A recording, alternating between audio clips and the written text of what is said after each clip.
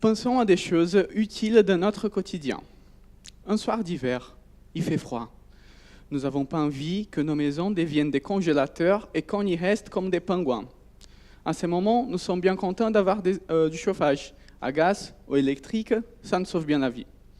Pensons aussi à un rapport ou un devoir à faire, une réunion à préparer. Nous sommes également contents d'avoir des ordinateurs, non ? Nous pouvons bien noter que pour effectuer la plupart de nos tâches quotidiennes, nous avons bien besoin d'un coup de main important. Mais de qui ? Un ami ? Quelqu'un de la famille ? Bon, bien sûr que oui, ils sont importants, mais là je parle en fait d'énergie. Et de ce fait, nous en parlons tous les jours. Comment doit-elle être stockée ? Comment doit-elle être produite ? Bon, nous sommes au début du XXIe siècle. Il est temps de changer les choses. Il commençait à le faire de façon propre et renouvelable. Et c'est là que j'interviens avec ma thèse. Je travaille avec la production d'énergie géothermique. Alors, le principe, c'est d'aller récupérer l'énergie qui est stockée dans la Terre. Mais stockée où précisément, nous pouvons nous demander. Et je vous dis, dans des eaux salées, très chaudes et qu'on retrouve à quelques kilomètres de profondeur. Et dans ces conditions, ces eaux elles sont en contact avec des gaz dissous, comme le CO2 et le méthane. Mais elles sont surtout pressurisées.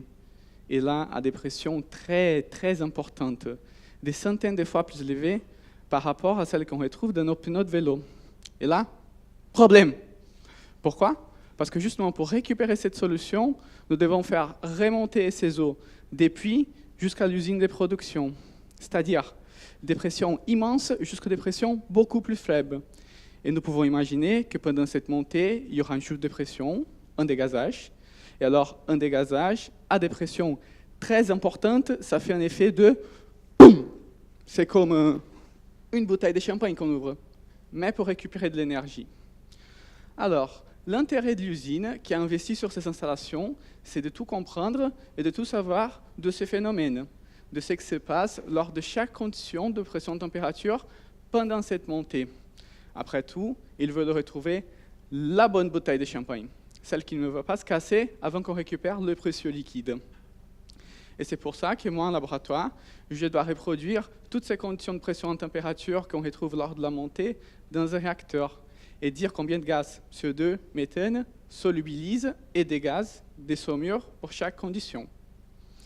Et bon, finalement, tout ça doit expliquer pourquoi ma thèse, elle traite des équilibres de phase liquide-vapeur dans des saumures à haute pression et haute température. Merci de votre attention.